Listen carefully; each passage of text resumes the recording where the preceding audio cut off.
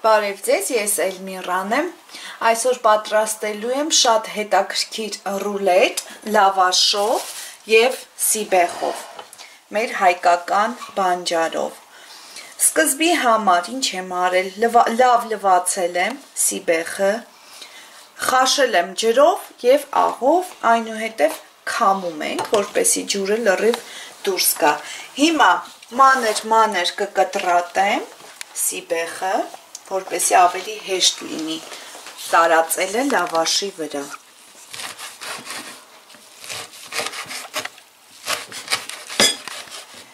Սիբեխը կտրատելուց հետո վերցնում ենք մեկ հատ լավ մեծ չափի լավաշ։ Այսպես երկու մասի ենք բաժանում, չենք բաժանում, ծալում ենք մի մասը և մյուս մասի վրա տարածում ենք թթվասերը հավասարաչափ։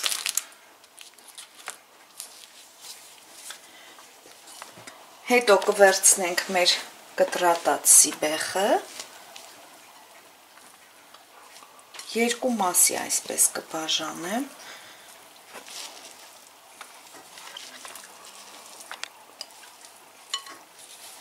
և լավ կտարածեմ։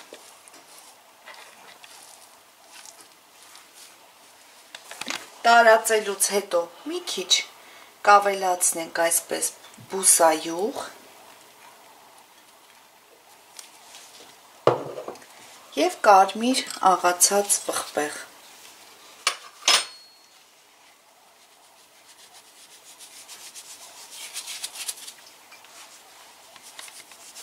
Վերցնում ենք երկու ձու, լավ խփում ենք, հարում ենք, մի մասը, երկու ձվի մի մասը, այսպես լցնում ենք այս շերտի վրա։ Մի մասն էլ թողնում ենք մյուս շերտի վրա։ Հիմա փակում ենք, նույն տարբերակով այս երեսն ենք անում, թթվասերը, սիբեխը, բուսայուղը, կարմիր պղպեղը և ձուն։ Երկրորդ շերտը տարածելուց հետո բոլոր բաղադրիչները այսպես փաթաթում ենք լավաշը ռուլետի տեսք տալու համար, այսպես։ Գազօջախը, ջեռոցը կներեք, շուտ միացրեք, թող տաքանա, լավ տաք։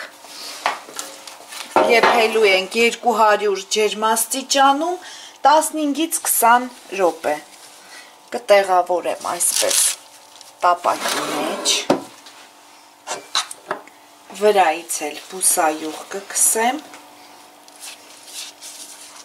այսպես լավ տարածելով։ Լավ մեծ ռուլետ ստացվեց։ Այսպես։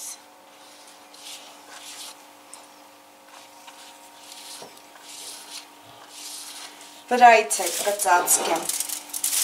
փայլատի թեղով։